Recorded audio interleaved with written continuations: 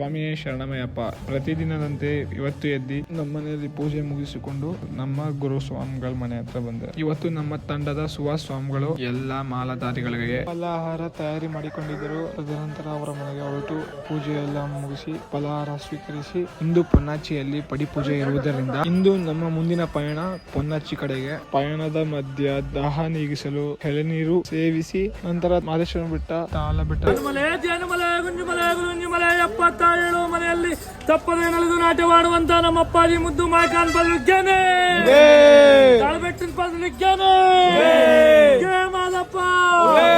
ಮಾದೇಶ್ವರ ಸ್ವಾಮಿಗೆ ಧೂಪವನ್ನು ಹಾಕಿ ನಮ್ಮ ಪ್ರಯಾಣವನ್ನು ಪೊನ್ನಾಚಿ ಕಡೆ ಮುಂದೆ ಸಾಗಿದೆವು. ಸ್ವಾಮಿಗಳ ಮನೆಗೆ ಬಂದು ಮಧ್ಯಾಹ್ನ ಭೋಜನವನ್ನು ಸ್ವೀಕರಿಸಿ ಸ್ನಾನವನ್ನು ಮಾಡಿ ಪಡಿ ಪೂಜೆಗೆ ಬೇಕಾದ ಸಾಮಗ್ರಿಗಳನ್ನು ಸಿದ್ಧಪಡಿಸಿದೆವು. ಅಯ್ಯಪ್ಪನ ಅಭಿಷೇಕ ನೋಡಲು 2 ಕಣ್ಣುಗಳು ಸಾಲದು, ಅಷ್ಟು ಚೆನ್ನಾಗಿ ಅಭಿಷೇಕ ನಡೆಯಿತು. ಅಭಿಷೇಕ ಆದ ನಂತರ ಎಣ್ಣೆಯಲ್ಲಿ ಕಾಯುತ್ತಿರುವ ಬಿಸಿ ಕಷಾಯವನ್ನು ಕೈಯಿನಿಂದ ಎತ್ತು ನಂತರ ಪಡಿ ಪೂಜೆಯನ್ನು ಪ್ರಾರಂಭಿಸಿದೆವು. ಪಡಿ ಪೂಜೆಯನ್ನು ಅಚ್ಚುಕಟ್ಟಾಗಿ 3ನೇ ದಿನವನ್ನು ಇಲ್ಲೇ ಮುಗಿಸಿದೆವು. ಸ್ವಾಮಿಯೇ ಶರಣಮಯ್ಯಪ್ಪ.